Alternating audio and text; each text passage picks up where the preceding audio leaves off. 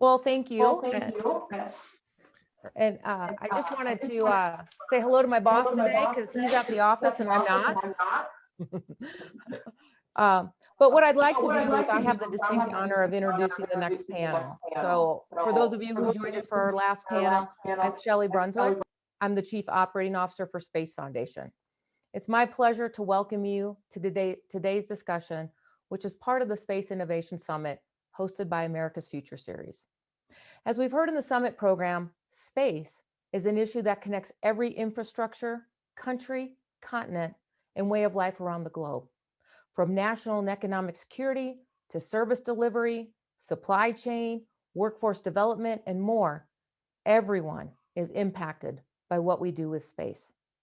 Space is a big thing with so much to learn about and understand, which is why one of the best things any one of us can do in this environment is to seek out experienced leaders to hear their insights and help us get a clearer picture of what is really happening in this sector. We're fortunate today to have two such individuals who are not just experienced in working with space in their respective pasts, but are also pioneering new relationships, opportunities, and rewards for the future that will bring more space benefits to everyone. As flag officers in the U.S. Air Force and U.S. Navy, Harry Raduege and Tom Zellibor use space to serve critical national security missions around the world. Today, they are partnered again as board members of the Space ISAC and the National Cybersecurity Center, working with public and private sector leaders to form strategies that promote collaboration, resilience, and opportunity.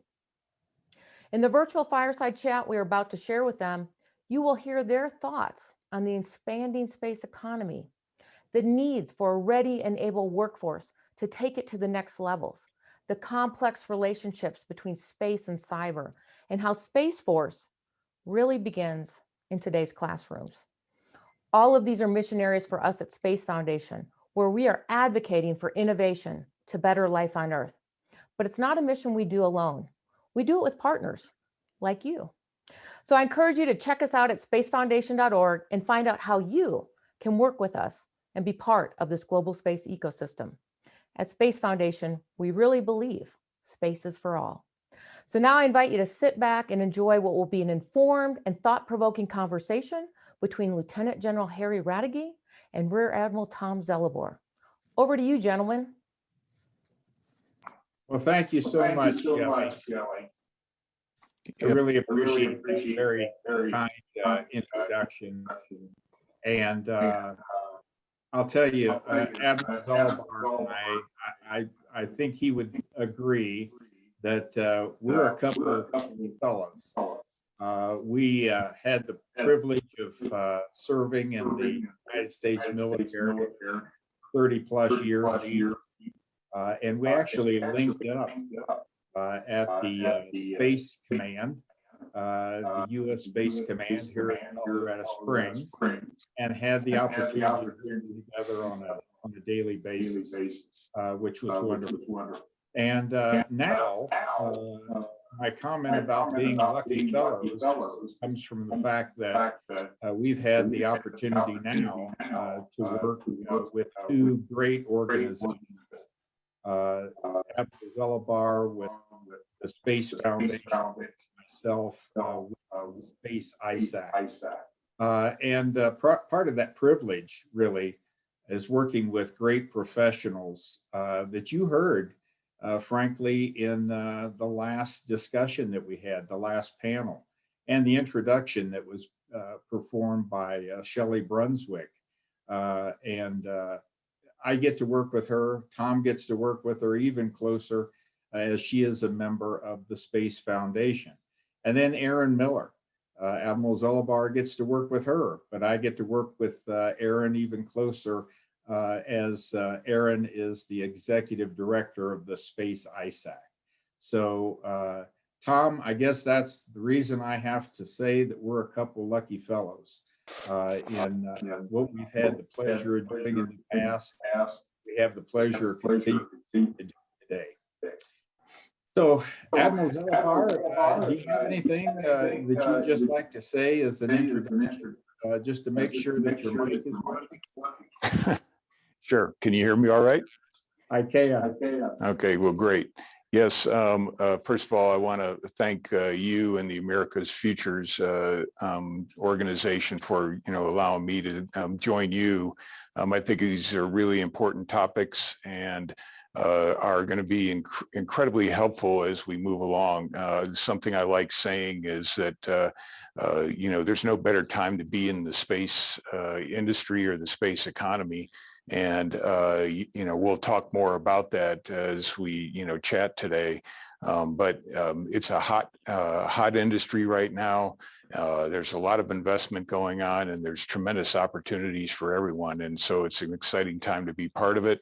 And I'm really glad to be part of the NCC board as well as the Space SISAC, subcommittee. Because I think I see a real partnership that can grow and be nurtured there that hasn't happened in the past. So that's ripe for opportunity also. Great. Thanks, Tom. Well, let's start our chat today.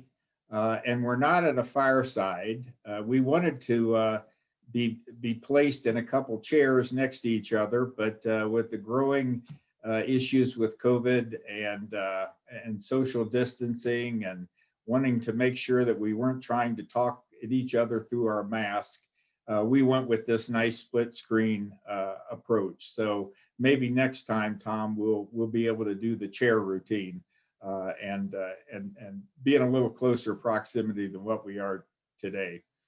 But let's start our chat with an interesting question that arises quite frequently now in the circles that I'm in, and I think the same for you. And that question is, are the Space Foundation and the Space Information Sharing Analysis Center, which I will now refer to as the Space ISAC, are we competitors? And so, Tom, let's each of us try and explain the differences in our organizations. And I'll turn it over to you first to explain the Space Foundation. Well, thanks.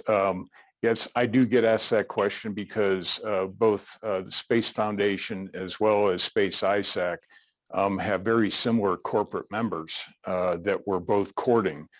If you don't mind me just saying what I think Space ISAC is, I see that more as a collaboration platform for information sharing on, for potential abilities to, combat cyber or other critical infrastructure, attacks. But the Space Foundation is a gateway for education, information, and collaboration in the global space ecosystem. And we look at it from both space exploration as well as space-inspired industries. So even though I look at this as something very similar, in our descriptions, when you come to collaboration, we're very different in what we are taking on as a group. So, and something I like to say is, Shelley had mentioned we worked way back when we both had different colored hair back then too. And, when I think about that, if you recall, back in those days, we used to talk about space and cyber as if there was a brick wall between them. And then several years later, people started thinking differently. And instead of a brick wall, the line started to become more blurred, and I would say even gray. And now we should be speaking them in the same breath, okay? Because when we talk about space and cyber, we seem to be drawing a line between it based on our terminology. I would much rather see us talk about cyber in space because I think they're absolutely, co-equals. So when I think about ISAC and us, we're clearly in an area where instead of competitors, we should be collaborators. And we're already taking, as you know, taking steps to make that some of those activities happen, like in the upcoming symposium in August. Yeah, thanks, Tom. I think when we started working together and our hair was in fact a different color, I think we were really thinking more along the lines of the three domains of air, land, and sea. And then during my time in the early space business, we started talking about the fourth domain being recognized as space.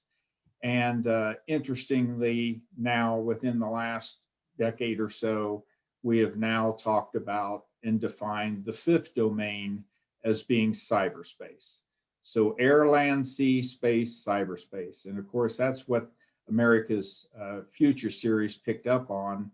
And that's why they have these class events that we have. It's cyberspace, land, air, sea, space.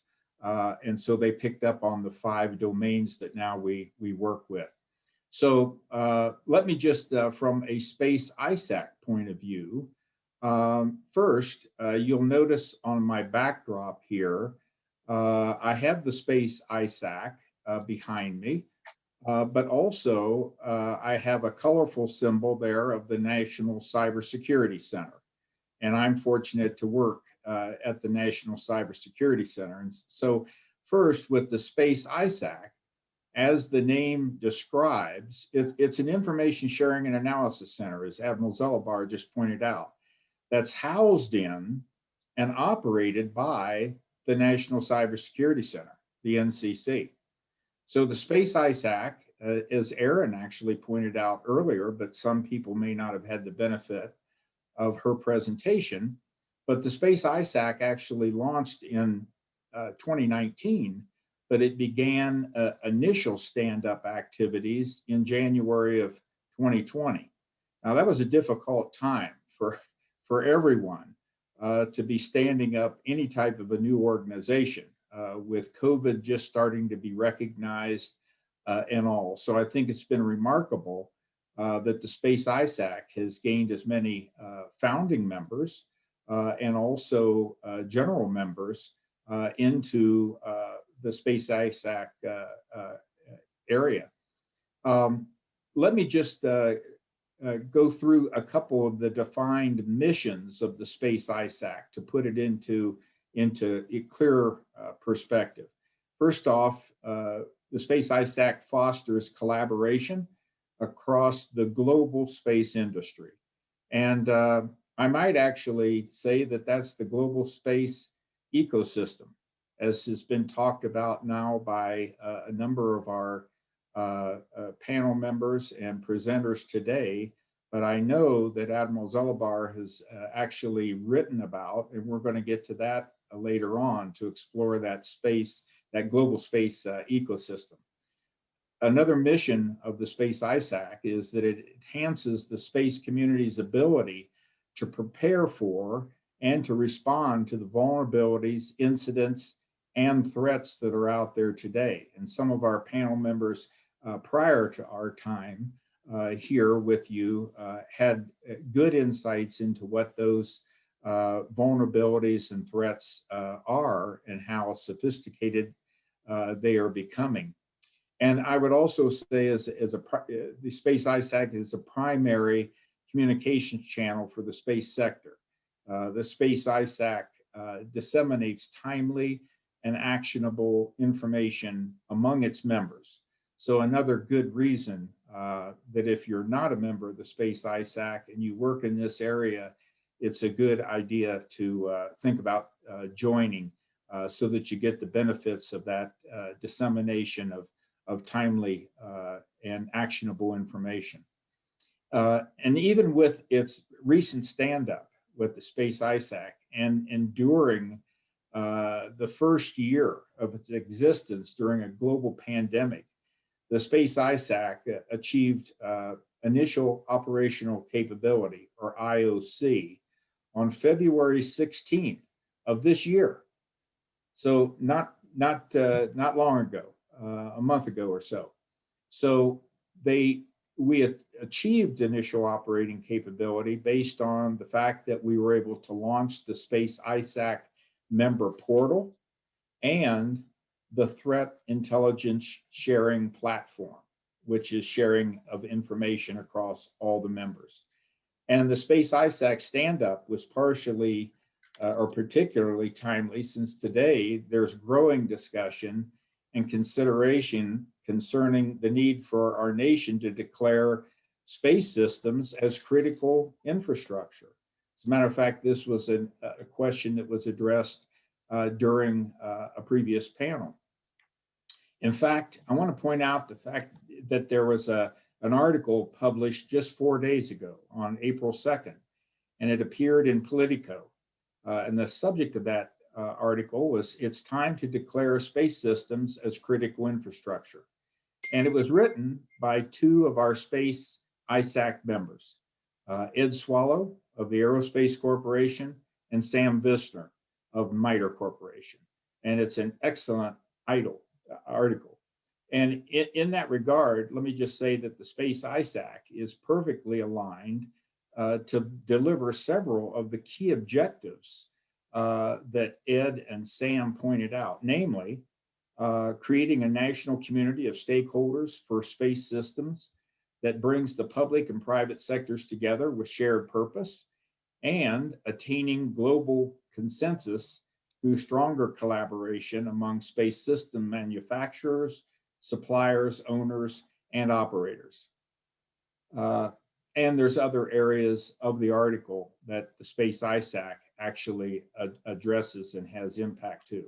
Now, during an initial interview that was conducted, another fireside chat during today's summit, Lieutenant General J.T. Thompson said something, and he's the Space and Missile Systems Command Commander working for U.S. Space Force. And I had to write it down, and I wanted to highlight it one more time here, because the one thing that General Thompson mentioned, he said, the importance of cybersecurity in space is one of his top priorities and considerations and concerns today. And he speaks from experience. And as a matter of fact, I had those same experiences during my time in the military, that cybersecurity and security needs to be built in and installed in our space systems instead of you trying to bolt it on later. So build it in instead of bolting it on. And we really need, as General Thompson pointed out, we need better mechanisms to build it in, and then to incrementally improve it as time goes on. Now, as I mentioned, Aaron Miller is our executive director of the Space ISAC. And along with our other members of the Space ISAC, they have made over this past year incredible progress in establishing numerous high performance committees, working groups, and task forces that have now been established and are working very diligently together. And the Space ISAC is seeking new founding members and general members. So I want to encourage everyone, if you haven't had a chance to think about that, to think about it now. For everyone who's tuned in here today and listening to us, there's still time for anyone working in the space sector to get in on the ground floor, frankly, of this exciting new ISAC and to work with other space and cybersecurity professionals. Okay, I talked quite a bit there, Tom, but you know what I'm going to do now? I'm going to tee you up, as I mentioned earlier, and with the fact that you recently shared an editorial in The Hill that describes our future being dependent on the global space ecosystem. And that seems to be a relatively new term, but it has growing recognition and use, as we've even seen in earlier presentations and comments today during our summit. So what do you mean by the global space ecosystem? And why do you think our future is so dependent on it?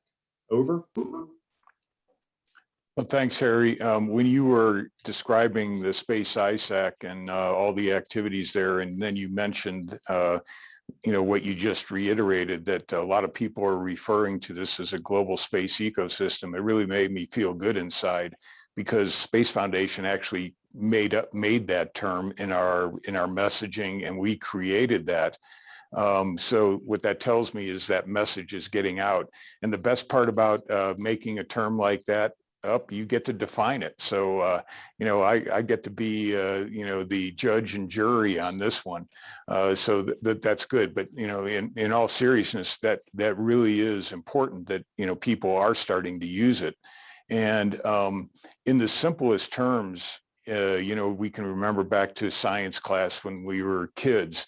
An ecosystem is a complex network or interconnected systems.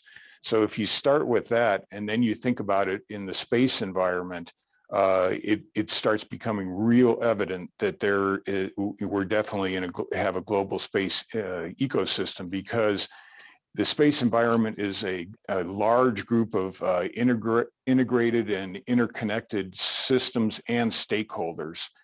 And when you look at it from that perspective, that's immediately tells you that we have a global space ecosystem.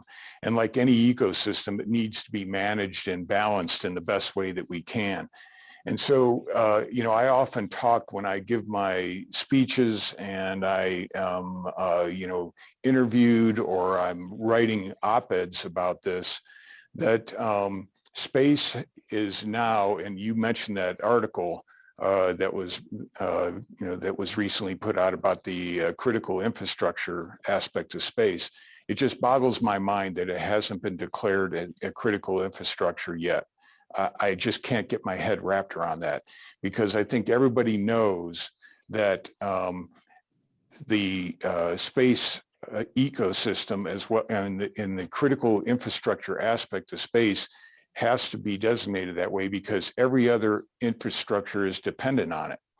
And, if you think about the banking industry, the big financial areas, agriculture, medicine, space, navigation, I mean, you can go on and on and on, and every single one of them is tied in some way to the, to the space infrastructure.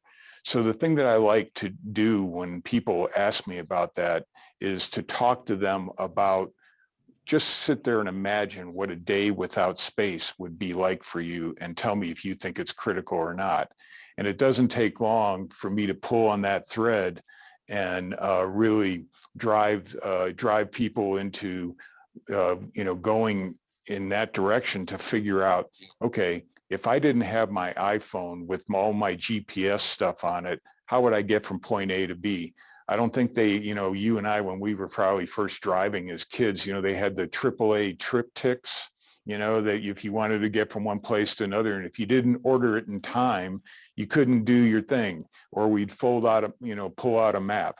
I know I'm dating ourselves, but, the point is that it is a critical infrastructure. And if you take it away, it's going to have some serious impact globally on economies and our way of life. Yeah, thanks, Tom. Just a couple things there that I wanted to comment on, because it does bring back some memories. First off, you talked about critical infrastructure, the fact that it hasn't been already declared. I absolutely agree with you, because we've been working in the space business together for a long time. And we saw firsthand how critical it was and is. But, the other thing that just amazed me was the fact that we only stood up the space ISAC about a year ago. And having been a guy in a previous life in the military, as being the director of Defense Information Systems Agency, and dual-hatted as the manager of the National Communication System, during the 9/11 attacks in the Washington, D.C. area. With the National Communication System, one of my responsibilities was to establish the restoration priorities for 5.5 million voice and data circuits that were down in New York City, including stock and bond market, critical connectivity globally. And so, that was a big task to come up with what do you restore first, because not everything was a priority. But, I was able to work with the banking and finance, ISAC, and the telecommunications, ISAC. And Erin Miller actually mentioned those in her talk just a little while ago. And those were a couple of the first two ISACs. And thank goodness we had that back in 1998, because I worked closely with the membership of the telecommunications ISAC and the banking and finance ISAC, just to get the stock and bond market back on and operating. And I was really pleased with the fact that the attacks were on Tuesday and we had the stock and bond market back on by Friday, which was incredible. Everybody working together, but ISAC members knowing each other and having those experiences. Just had to mention that because of the fact that we now have a space ISAC that we can move out on. And the fact that space systems need to be declared critical infrastructure. Your comment. Hey, Harry, just real quick, if you don't mind if I toss one back toward you.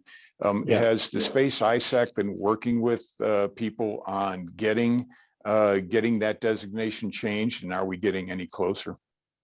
Well, yes. You mean to get the designation changed to critical infrastructure? Yes, sir. For sure, Tom. And just as a reminder, a couple of the space ISAC members, Ed Swallow, Aerospace Corporation, and Sam Bissner are the ones who wrote that article. And in talking with them and hearing from people on their staff from MITRE and the Aerospace Corporation, they've been getting lots of calls on the fact that, this was a very important article that was just published 4 days ago. So I'm really glad they took the time to put that down. So yes, and both Sam and Ed are members of our space ISAC. And as you might know and realize, they're both two very strong members in the space ISAC. That's just indicative of the kind of leadership that we have. But your comment about the AAA triptychs, I had to laugh because frankly, Julie and I didn't even have enough money to join AAA at the time. So I found myself with a full page map. I needed to come up a little bit in front of the windscreen as I was trying to drive, and we'd always miss a turn, and then you're just in never land. What will we do without our GPS and all of that today? But Tom, getting back to another question here, I know that you're personally that workforce development is a great concern topic for you and the Space Foundation membership, frankly. And we've had some other people talk about this today. It's deserving of all of us talking about workforce development in these critical areas. So what's the Space Foundation doing to forge the talent that we need for the future? I love that question, Harry, because I don't think I ever talked to any senior leadership in any of our member companies where one of the top things that's on their list of how they have to solve, or what they have to solve, is the future workforce and workforce development. We at the Space Foundation have been, working on this for quite a while, and I'm incredibly proud of what we were able to accomplish when Space Foundation launched the Center for Innovation and Education in May. So you talked about launching Space ISAC in February, and right before COVID started, and right in the middle of it in May, we launched that. But we felt so strongly about it that we wanted to continue to get our message out there about this critical need. And I know that in the cybersecurity world, they have the same issues as we do in the aerospace industry. So what is CINE?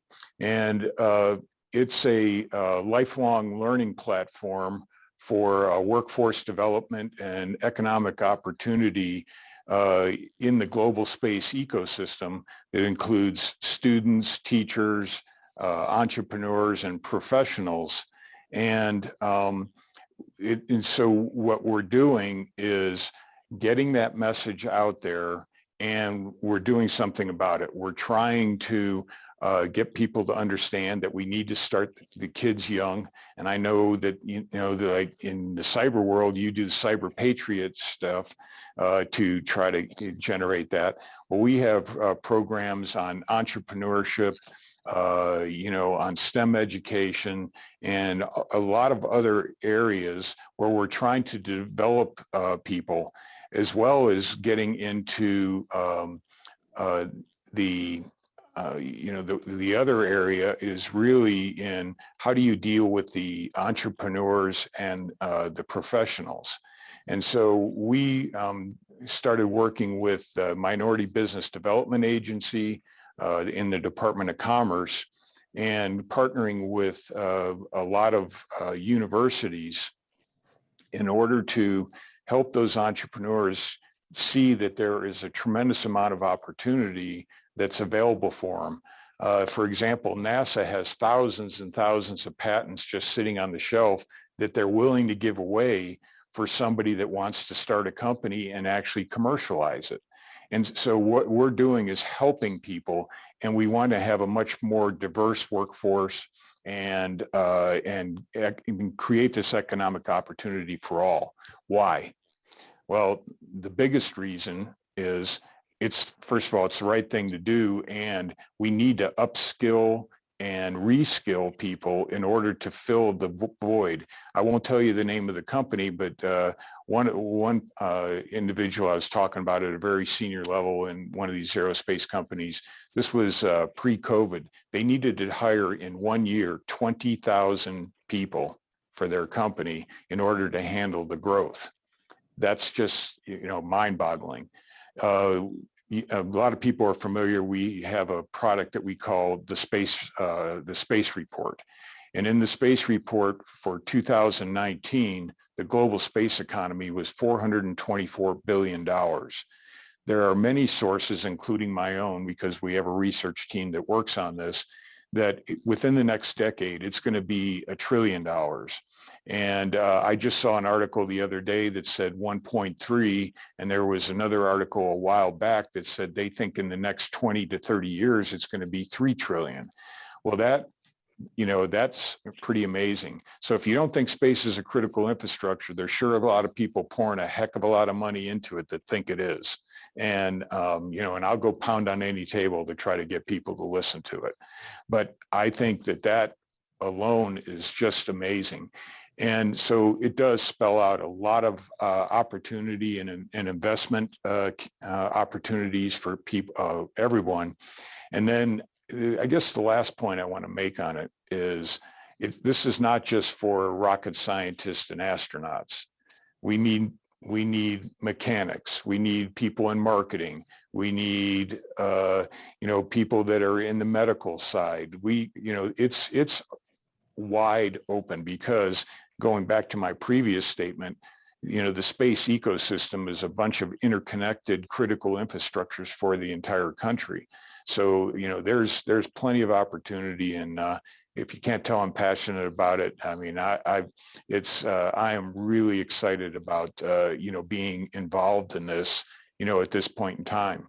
And, when you have, the last time I felt excitement like this for being in the space industry was probably when I was about 13 years old, sitting on my parents' living room floor, watching Buzz Aldrin and, Neil Armstrong set foot on the moon. Okay. And now that same kind of excitement is going on. And the big difference is that the commercial investment is just skyrocketing, not to use a pun or, on that, but when you have billionaires throwing billions at it, and now we're on the precipice of having all commercial astronauts launching probably sometime late August, where the financial aspect of it, they're going to donate $200 million to St. Jude's to try to help cure childhood cancer. I'm telling you, you know, it just sends chills up my spine because now everything's tying together and space is the place, man.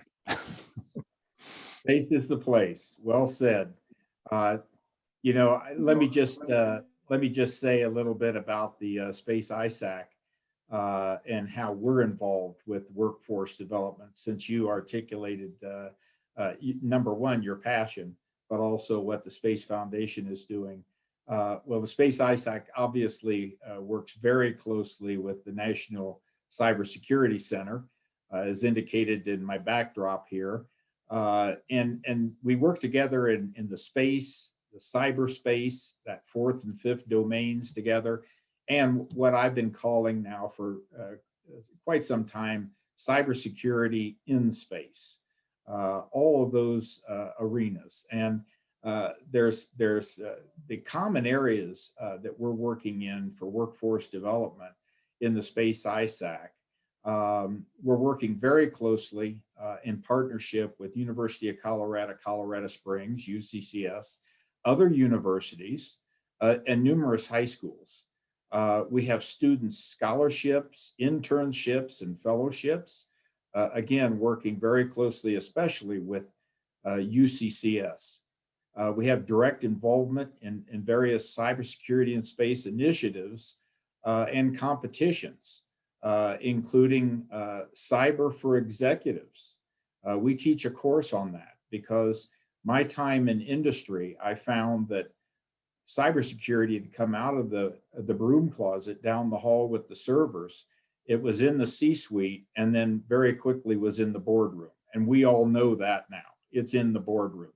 So there's a lot of board members that don't have even the basics, the 101 understanding of cybersecurity and the threats today and what to do about it.